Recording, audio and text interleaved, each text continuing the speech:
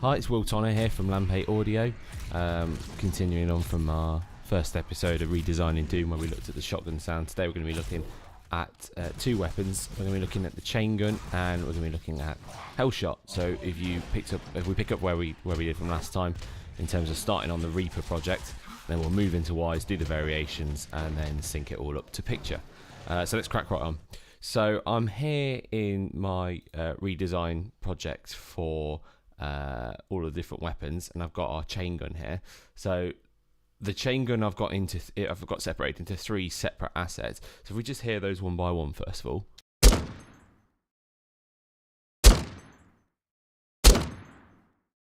So we've got individual shots, but if you've ever seen the Chaingun, you'll know it's incredibly rapid fire. It's probably one of the highest ammo drainers in the whole game. So what we're going to do, rather than design the way the actual gun fires here, we're going to do that in Wise, and we're just going to create the individual bullet hit assets here instead. So if I have a look at what we've got under the individual folders again, like last time. So we've got a fire, we've got a hit, and we've got a revolve folder as well. I think that's it for now. So let's start with fire, which were the three hits that we heard first of all anyway. Let's zoom into those. We've got the kick again from last time, so that's just the sub kick on its own. So low down, I've got a bit of distortion on that as well, just to bump it up. But as with last time, I've got max bass on there too, just to kick up the low end a little bit, add some distortion in the lower end of the sound. But then yeah, we're using hybrid over here as the main synth engine for just that small kick. Okay, and we've also got this mech sound here.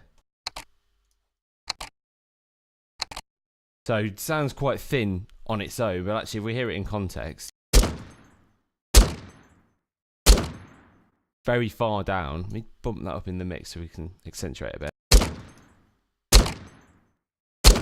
It just gives a bit of a recoil effect almost, but it, like I say, it's quite low down. So the thump, which is one of my own recordings. If we play that back,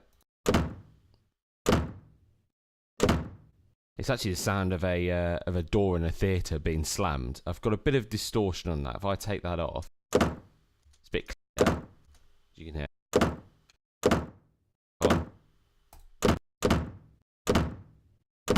And that's a lot of the body of the actual hit itself. And then this one here that I've actually got name body is basically the gunfire part of the sound, the actual hit, the bit you'd identify most as the weapon. Let's solo that out. We've also got a bit of shell casing on as well when we do that. And then a tail, just to give a bit of a fade out.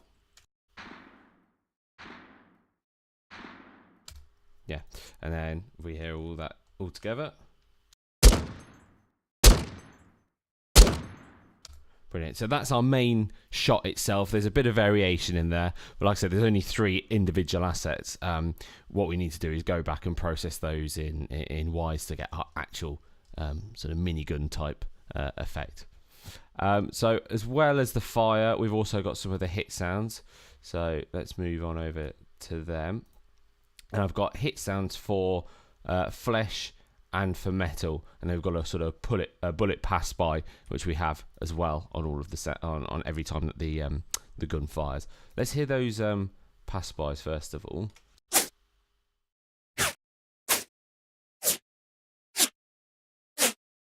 So it gives you a bit of an idea. Quite quick sound. The idea is obviously you're going to hear that quite a lot whilst you're firing the gun, so we don't want it to be too overpowering.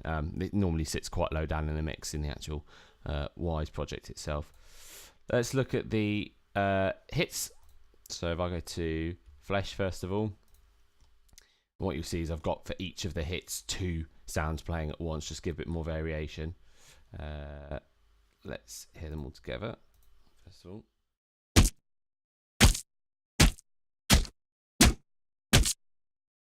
So yeah, different variations. I've got 6 different sounds. So obviously, bullet makes contact with one of the demons.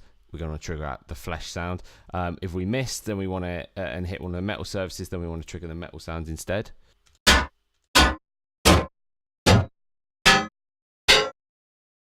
So that's what we've got for our for the actual hit sounds themselves.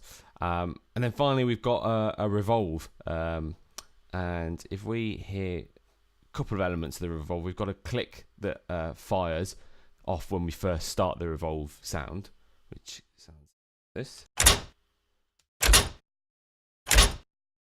And that's made up of a couple of different elements. If we look into these, we've got a standard click, got a switch, we've got more of a heavy duty slider, and then we've got our sort of clunk. So once the startup sound fires, we then move into the actual revolve sound itself. That sounds like this.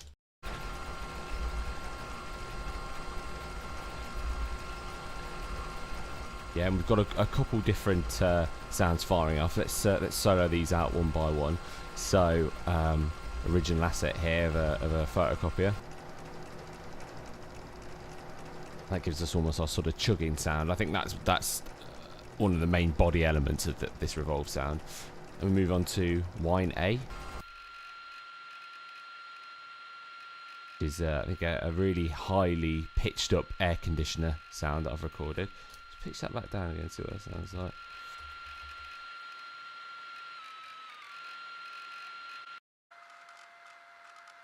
That's the original sound there. And then yeah, pitched up gives that sort of whine.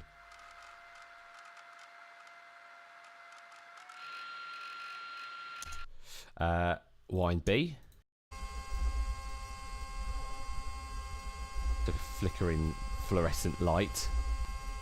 Again, really heavily pitched up. Let's hear the original of that. We pitch that back down. That's the original sounds. That sounds a lot more like what you'd expect from a fluorescent lamp.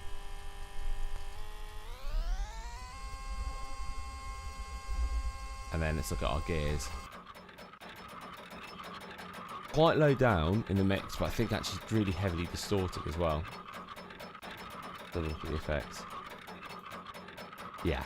So I've got quite heavy exciter, you know, sort of mild distortion. In fact, if I turn that off, yeah, I mean the sound basically disappears into the mix. And let's hit them all together. And that is our whine sound. So the idea is that fire that's constantly playing as an undertone whilst we're firing off the chain gun. So they're all our individual assets, so we'll come back to them in a second when we go over to Wise. Now let's have a look at the Hellshot instead. Again, we've got our body, we've got our mech, and we've got our kick. So bit more sci-fi. So far we've looked at a shotgun, bit of a standard, you know, earth weapon, I should say. Chain gun, yeah, you know, it's a Gatling cannon basically. Hellshot's a complete sci-fi weapon. So this was an interesting one to design from the ground up because there was almost nothing to base it on other than the original sound from the game. But obviously in our world we haven't heard that because we're designing something from silence. You know, the assets have come our way from the animator and from the design team to go, here's this gun, we need a sound for it. So you'd look at the gun, you'd see how it was animated, and you'd go, right, obviously a bit of a sci-fi, you know, laser feel to it. There's quite a few pipes, I think, coming off of it and tubes. So I always envisaged there's a bit of pressure. There's something mechanical in there as well. If we go through the sound files that we're using to build this up, you'll see that what I try and do is match every single part of the visual asset that I see in front of me for that Hellshot with a sound. Let's have a look. So let's kick off with the body first of all. And I'll tell you what, so let's hear the whole sound all together. So that's our fire A, and then we also have a fire B, which is like a secondary fire that builds up over time. Yeah, so it sounds very similar to the fire A.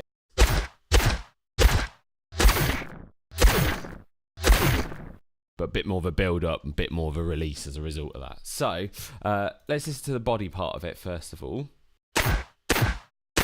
So that's got a lot of the main core assets in it. If we hear the mech, as it sounds, that's the mechanical side of it, and then the kick is the sort of the impact itself. So some of the more bassier and deeper elements. If we go back to the body, what I want to do is just have a look at the individual assets here. quite helpfully named these as I've been going along, so it makes it easier. So Moog laser, yeah, well that does what it says on the tin, so it's basically a Moog laser. As a friend of mine had a Moog that I recorded quite a while ago, and I've always been waiting for an opportunity to use the thing. It's actually quite heavily pitched down again. The original sound is more like this, which is great. It's a bit, I don't know what I'd say, it's a bit overused like that. I think actually, you know, if we pitch it down, I think it gives it more of a Doom feel and less of a Star Wars feel, if you know what I mean. So, got a Moog laser static, which only fires during 5B, but let's have a listen to it anyway. It sounds a bit like a duck, actually, doesn't it? Yeah, again, we'll hear that in context. It'll probably make a bit more sense. Static 2, again, only firing during 5B.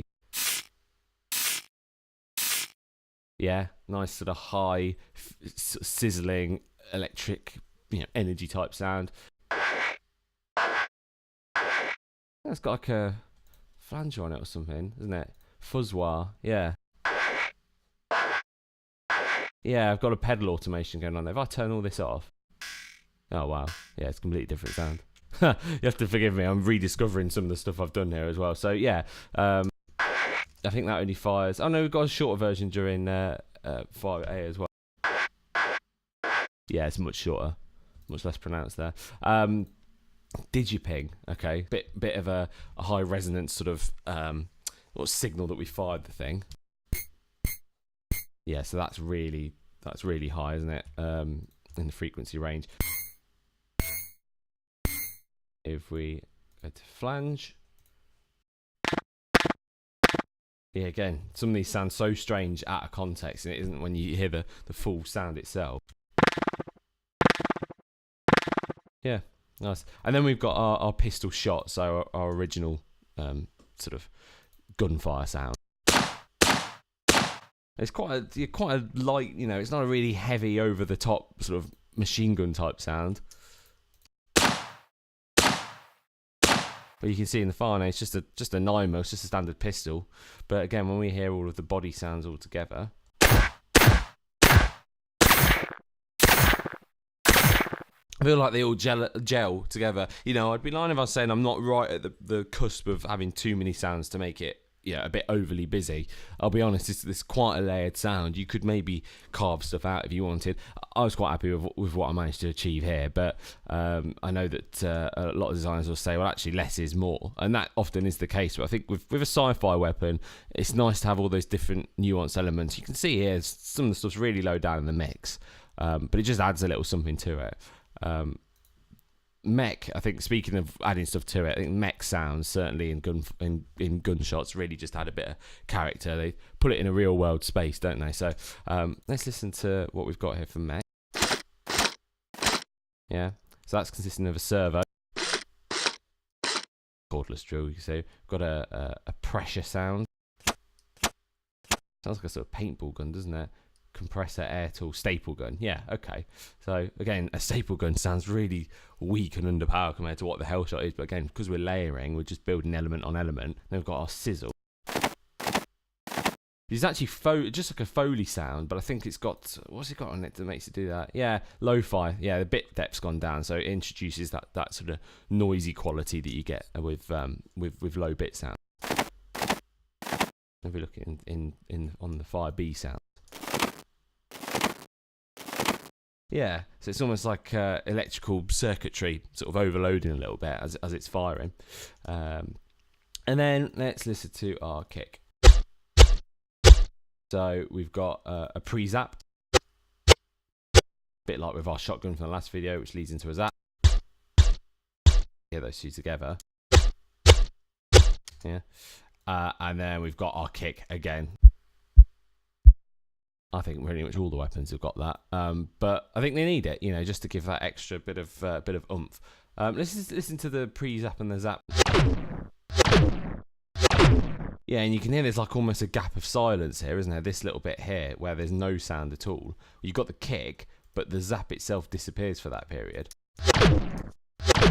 And they all do that. I've got another one here. Again, sounds weird, but if you take it into context. That gap's just completely gone, isn't it? It's filled in by other sounds, but it gives us a nice lead in because the fire bee does have that sort of charging effect before all that power is released. So anyway, that's it for the designs. Like I say, as we did with last time, I've exported all of these as individual assets. Let's go and jump over into Wise now and see how we implement them and get some variation going. So here we are over in Wise, and here we are in the Chaingun folder.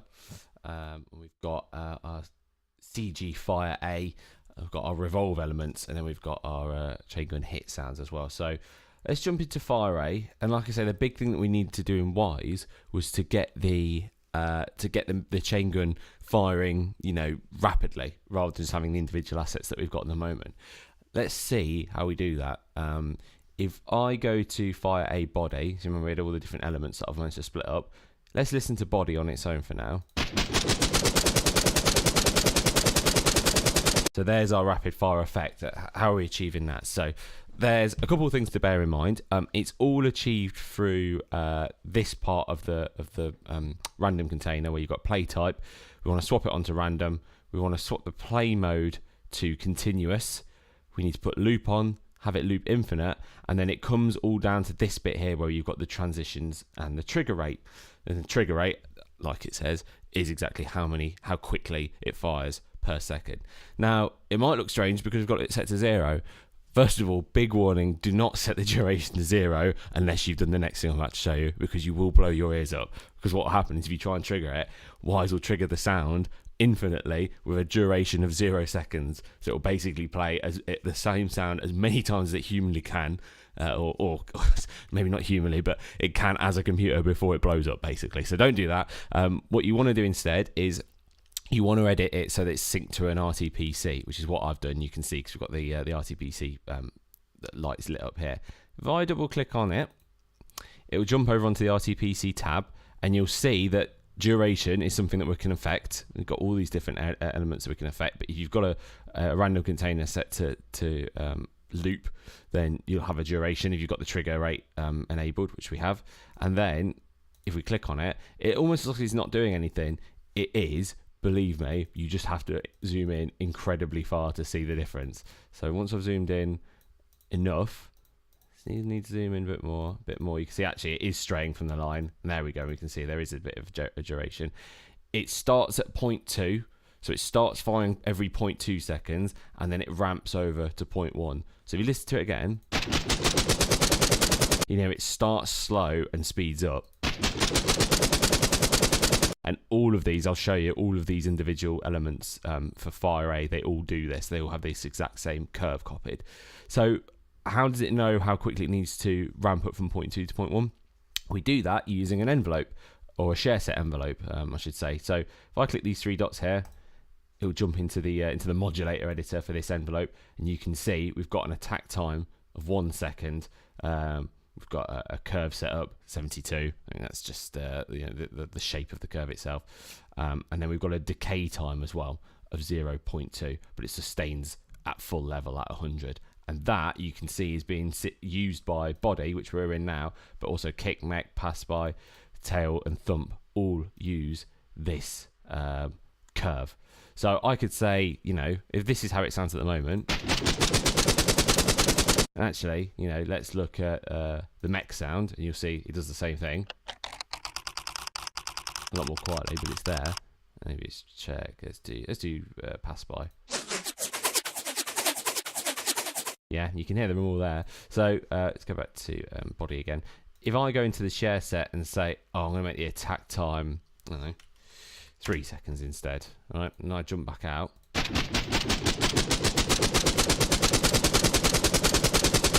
Yeah, you can hear it, and because it's a share set, the point of having a share set is you only have to do it once.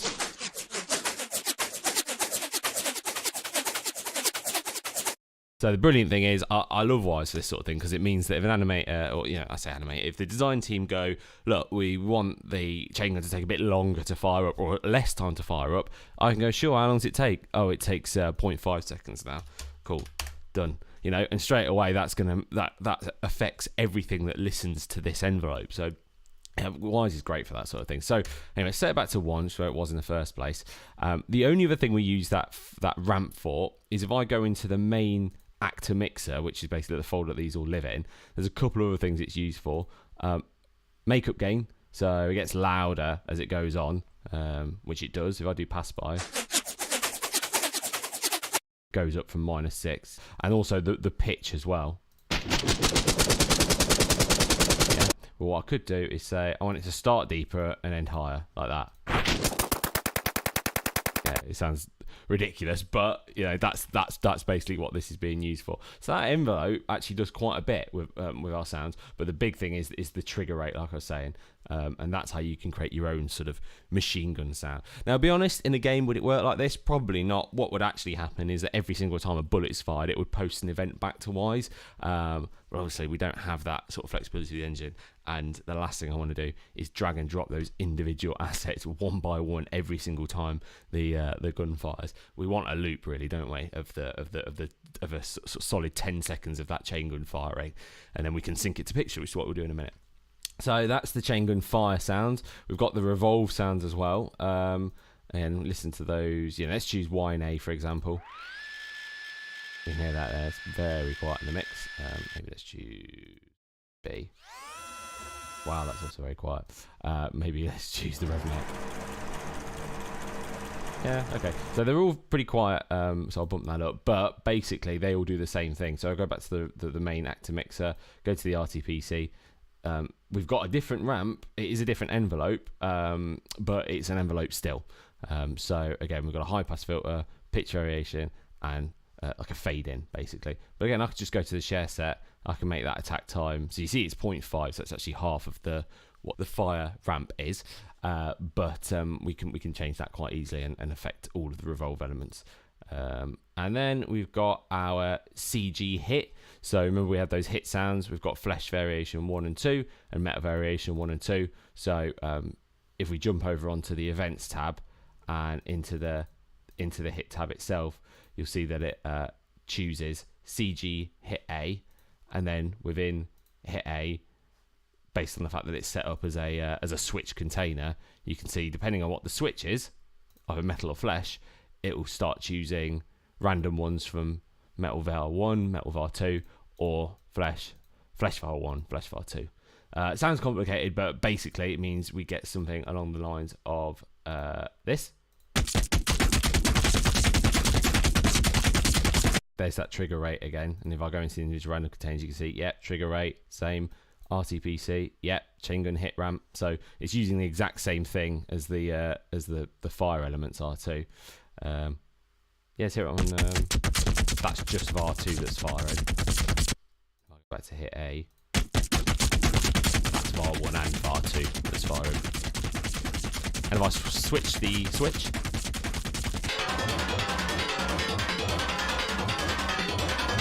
I get the metal sounds as well. You see a bit of pitch variation, just like shotgun. I always put a bit of pitch variation in just to keep things different. The events themselves, yeah, there's a lot that triggers when you do CG fire a start. Let's fire it so we can hear them all.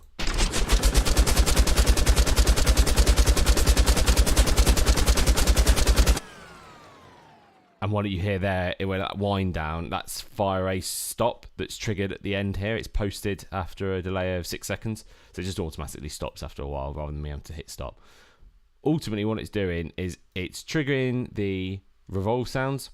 It's triggering, I forgot to show those, but the click sounds that we've already got in there, they're just in a random container. And it's also triggering the fire sounds. And then basically it's playing all of that for 6 seconds and it stops. So simple, really. And then the hit sound we just looked at, yeah, it's exactly the same. That just triggers the hit sound, the hit switch container, and then it posts a stop after 6 seconds as well. So if we jump over to my favourite part of Wise in the mixer and our soundcaster, here we have our chain gun. And we stop that as well. Hellshot, if we'd like to know, is a little bit simpler. We've got our fire A and our fire B folder. So if I look at the fire A, there's the body, there's the kick, and there's the mech. And we've got the individual sound assets underneath all of those. So if we start firing our body off, yeah, kick, and the mech, Yeah, and then we've got that all duplicated over in B as well.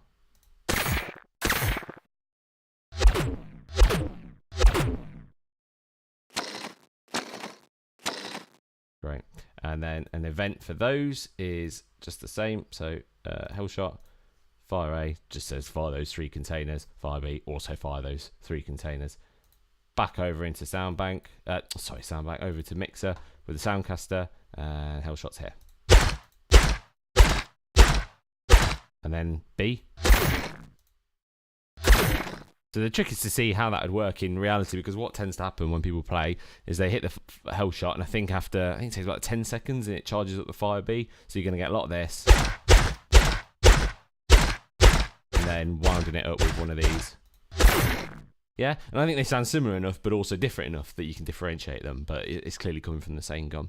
Yeah, so we're going to export all of those out, render them down, and then we'll sync them over in our second Reaper project.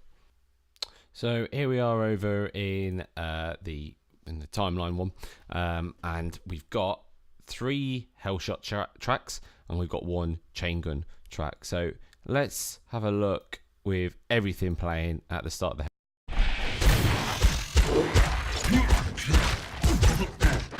We can hear our Hellshots there.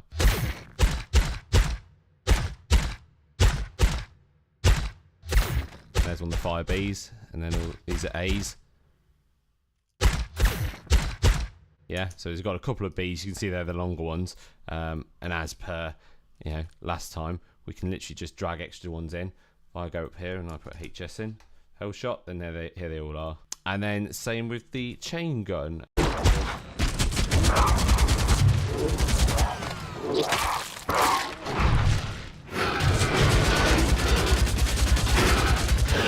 Yeah, solo that Chaingun out.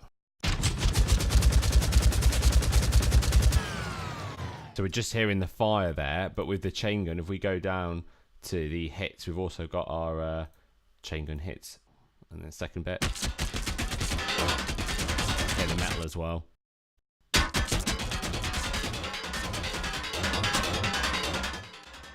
Let's hear the 2 together.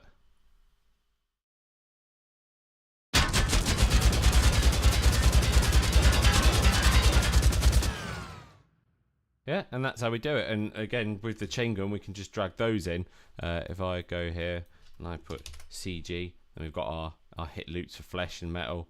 And I think Chaingun brings up the loops for the actual file for the firing loops themselves. I can just drag those in. You can see them here. Yeah, so that's it for this episode as well. So next time we're going to be looking at the Gauss cannon and also the heavy assault rifle. So stay tuned, subscribe, and we'll let you know as soon as that one's out. Cheers. Bye.